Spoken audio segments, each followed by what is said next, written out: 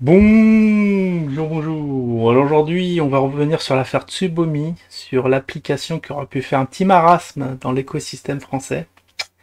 Et on va revenir sur voilà, les secrets de coulisses de ce qui s'est passé. On en sait un peu plus. Il y a quelqu'un sur Twitter qui a posté de ce qu'aura pu donner en termes de design l'application Tsubomi. Mais avant de commencer, alors, c'est bien évidemment, je regarde si tout est bon, le son est bon, machin. En termes de vidéo d'hier, appel au calme, elle a été très discrète, c'était extrêmement voulu.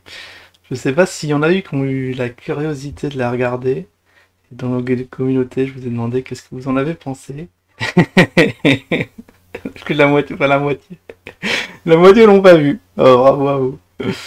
Bravo à vous, du pur génie. Bah, merci pour ceux qui ont répondu franchement, mais je pense aussi. Vraiment nul. Ouais, ça, c'est les trolls, on les connaît. Bon, on peut revenir à nos moutons et voilà, vous parler, on en sait un peu plus. Donc il y a eu un podcast qui a été fait. Je crois que c'est deux gens qui travaillent dans la BD et qui ont présenté un peu le projet. Et bon, j'ai quelques petites remarques pour expliquer un peu pourquoi ça a foiré. Donc souvenez-vous, si ça n'a pas vraiment marché parce que bon, ils avaient plus de sous pour le marketing. Déjà, bon, grave erreur, parce que le marketing, vous savez, ça représente, même dans le jeu vidéo, ça représente au moins 50% du projet, du coût du projet total. Parce que, bah ouais, vous pouvez faire le projet le plus... Bah, le truc révolutionnaire, le truc que tout le monde veut. Mais si personne n'est au courant que ça existe, eh ben voilà, c'est flop, vous allez vendre que chi, zéro. Donc ça, c'est un peu dommage. À ce qui paraît, ils avaient ouais, consulté une boîte de conseil à 20 000 k, enfin 20 000 k, à 20 k, à 20 k, et j'ai l'impression que c'est de l'argent foutu dans les poubelles parce que en termes de conseils, je sais pas, on leur a pas dit le minimum, tous les trucs qu'il faut faire, le minimum vital n'a pas été fait. Alors, budget marketing, bah ça c'est très important, il faut allouer une grosse partie dessous là-dedans, disons 50% déjà pour calmer les esprits. Alors, apparemment, ils ont voulu faire un super truc, c'était une sorte de chambre virtuelle où tu rangeais tes mangas et tout, adapté, customisé à chaque manga qui sortait, un truc vraiment de fou qui demande du gros travail. Il y a un truc qui s'appelle dans le business le MVP, le minimum viable product. Donc c'est en français, ça donne, allez je me lance, le produit minimum viable, comment on peut traduire ça? Je dirais viable. Donc c'est le truc stream minimum pour qu'il marche. Là, les fonctionnalités les plus simples, donc pas de feature ni rien, mais un truc qui marche. Genre là, une liseuse voilà, de base qui permet de lire les mangas qui arrivent. Déjà lancer un petit projet là-dessus, et comme ça, faire rentrer dans un premier temps des sous, et étendre le projet. Mais là, j'ai l'impression qu'ils ont voulu faire tout le truc complet dès le premier jet. Et c'est pour ça, évidemment, ça entraîne des longueurs, parce qu'il faut beaucoup de temps de développement, et les gens... Après, il y a la concurrence aussi qui arrive, et effectivement, il y a d'autres gens qui ont eu la même idée, qui ont lancé leur truc, et ils se sont fait bouffer. C'était une très très bonne idée au départ, mais maintenant, si on devait relancer le projet, bah, c'est un peu mort. Alors que c'était eux qui avaient eu l'idée, je crois, les premiers, quoi. C'est un truc de malade. Donc voilà, faire le minimum de dev pour pallier les retards. Comme ça, vous montez vos trucs en un mois, vous essayez d'en vendre, vous faites rentrer un peu de sous et après vous lancez dans les features. C'est comme ça que ça marche. Et après, les gens, par système d'addon, s'ils veulent étendre leur bibliothèque, parce que peut-être il y en a qui s'en foutent des, euh, des, enfin des fonctionnalités supplémentaires. Il y en a qui veulent juste, tout ce qu'ils veulent, c'est lire des mangas. Donc ceux-là, ils vont pas acheter. Ils vont avoir leur petite liseuse. Et pour les autres, c'est comme bon l'effet collection. Ils peuvent acheter et avec l'argent qui rentre, se lancer sur d'autres délires, genre NFT. Déjà les graphismes, ils sont. Enfin, je vais vous montrer les graphismes après. Ça ressemble à du jeu vidéo leur truc. Donc c'est un peu dommage que c'est mort-né quoi le projet. Sinon, en termes de ouais, d'équipe, donc l'idéal c'est d'avoir deux fondateurs, hein. un qui est un pro du marketing, un autre du développement, comme ça, qui peut surveiller un peu les équipes, que ça avance à bon rythme et tout. Donc des gens, il faut déjà des gens très très expérimentés. Donc le Yacine, je pense que moi je l'aurais gardé parce que c'est, vous vous souvenez, c'est un bullshitter hors pair, hein, le RSAiste qui fait des prêts, qui fait des prêts en banque et tout. Ça c'est excellent. Des gars comme ça, il en faut, voilà, pour faire rêver les gens. Mais après, l'ermite moderne, je sais pas, lui, non, je le garde pas.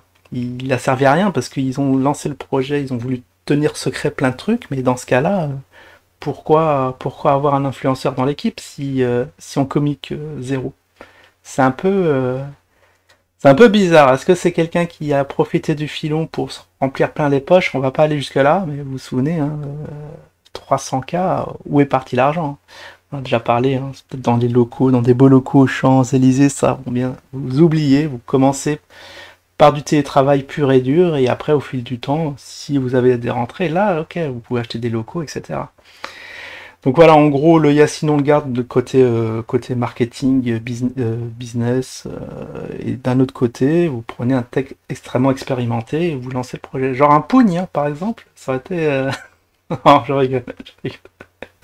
J'allais dire à Alex pour Karma TV ou... Non, pas... Alex, c'était pour...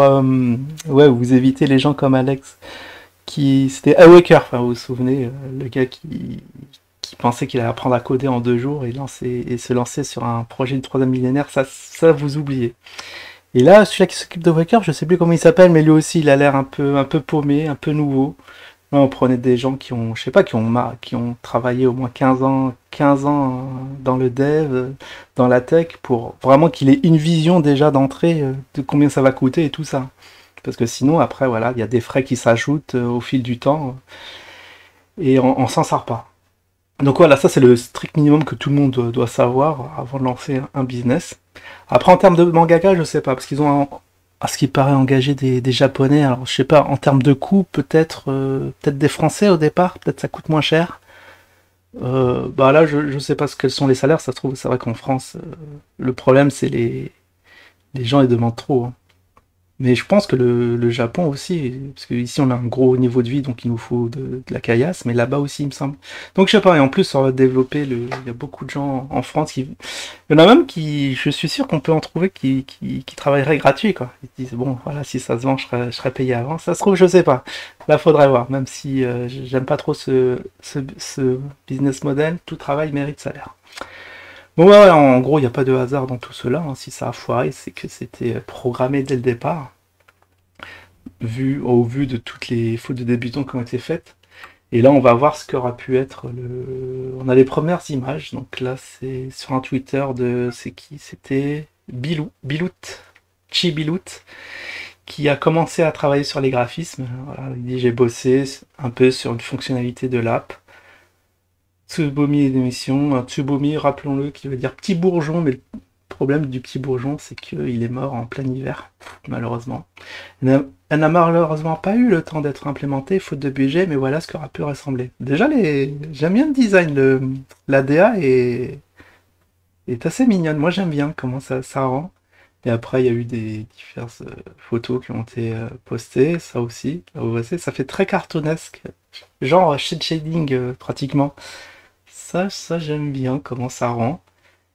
Mais voilà, ça met un temps monstrueux à faire des trucs comme ça. C'était pas la priorité, mais voilà ce que ça aurait pu donner si vraiment, voilà, il commençait par la liseuse et ensuite, voilà, il commençait à faire des petites chambres, bibliothèques virtuelles, éventuellement en ligne où vous pouvez vous partager vos BD. Enfin, il y a plein de trucs, il y a plein d'idées à faire. Je passe rapidement les graphismes, hein, qui sont assez mignons.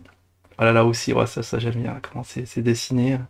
Genre BD, ouais, carrément, c'est pas de la 3D travaillée, machin, par algorithmie, c'est vraiment du dessin, c'est le gars, il s'est vraiment cassé les méninges pour dessiner ça. Après, on a eu ça c'était, voilà, un petit décor. Voilà, chaque BD son petit décor, là aussi, style un peu fin du monde où tout est cassé. Et ça, j'ai bien aimé. Ah, je croyais que c'était le dernier, mais non. J'ai dû... Oh. Ah non, c'était celui-là. Là, en fait, ça, c'est une animation. J'étais content de mon petit FX 3 frames. C'est vrai qu'un minimum de choses, il a réussi à faire une petite animation qui rendait vraiment sympa. On voit, c'est une vidéo où l'eau elle coule comme ça sur seulement 3 frames, c'est vraiment bien fait. Bah voilà, il y avait des talents, il y avait tout ce qu'il fallait.